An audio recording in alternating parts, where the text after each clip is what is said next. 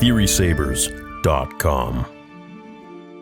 Like, the Force is great because it's not explicitly defined all the time. So when you attempt to explain that away, it loses the mystery behind it. Yeah.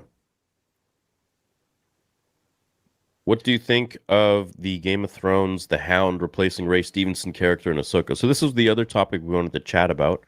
And I think it's probably one of their best choices to replace Ray. I think Ray was the best part of Ahsoka. I think Baylan Skoll was literally like the most interesting character that they had in the show. And I didn't really care about Ahsoka or Sabine or Ezra or any of the other characters when I was watching it. And that's simply because of how it was written, in the sense that Balin was the most compelling and him and Shin were the most interesting. So I think if they want to continue that story with Balin, then yeah, the Hound could probably do a pretty good job. What do you guys think? I think so too. I think Balin might be the best Disney Star Wars original character that they've made. Yeah. His just perception on the Force and his perception about life and the galaxy around him is so compelling. It's easily the best part of Ahsoka. I think that this actor, what's his name? Is it like Rory McCann? Is that right? Yeah. McCann? Can we call him the Hound? Rory McCann. Yeah, we can call that. I think that he's great. He's great in Game of Thrones, and the other stuff I've seen him in. He's a great choice. I think he brings a lot of the stature that Ray Stevenson brought to the character, and he has that intimidating aura. But he also has a level where he can be understanding and sympathetic, and it's just great casting because the Hound is very similar of a character to Balin in those regards. Right. That's a good thread to put there. He is nuanced, and there is something, I think I said it last time, my love of characters is somebody who says like a dark side Force user, but does something counterintuitive, like respects the Jedi. And, you know, these things, these little, it tickles your brain. You go, oh, that's interesting. I want to learn more about them. But like you said,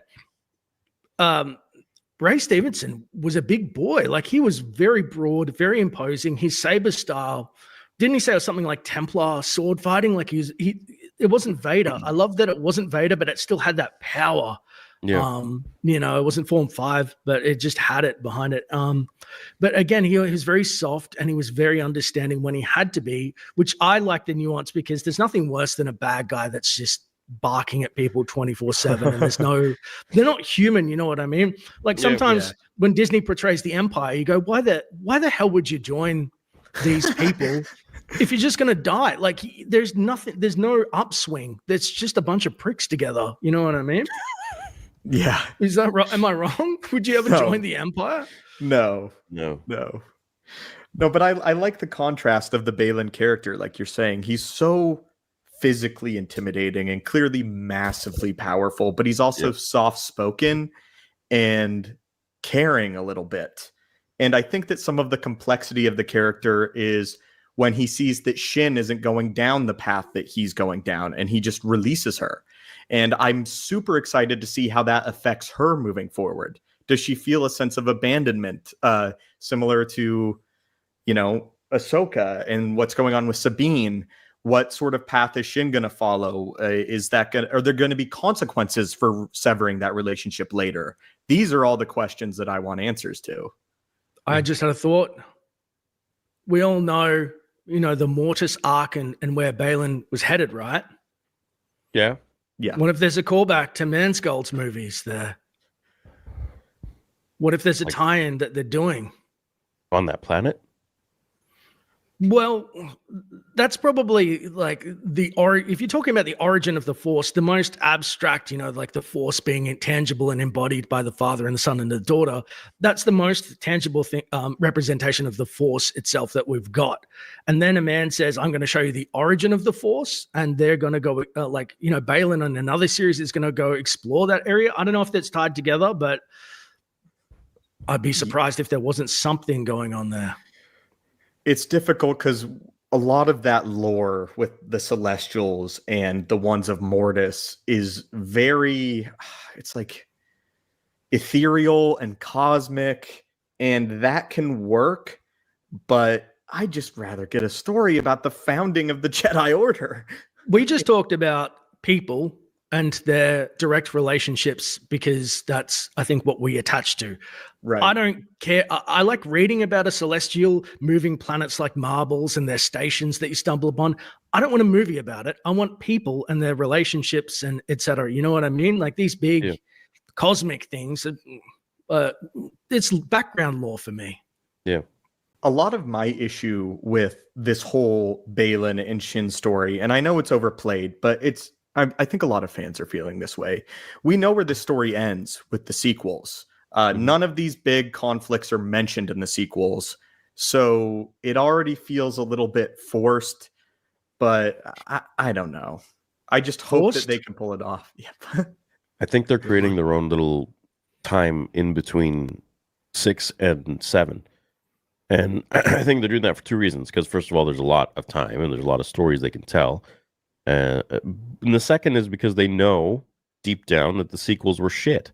And they really destroyed the entire franchise and the fandom.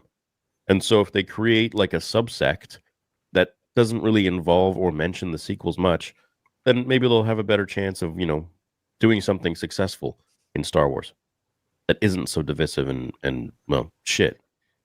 I can also see that decision being dictated by a sense of fear and like not wanting to break away from established characters. 100%. That anchor point where it's like, well, they'll come to the movies if we meant they were originally going to put Yoda in the Acolyte. He was the anchor, and they bailed on that. But 100%. That's why I think it's fear. The dark side.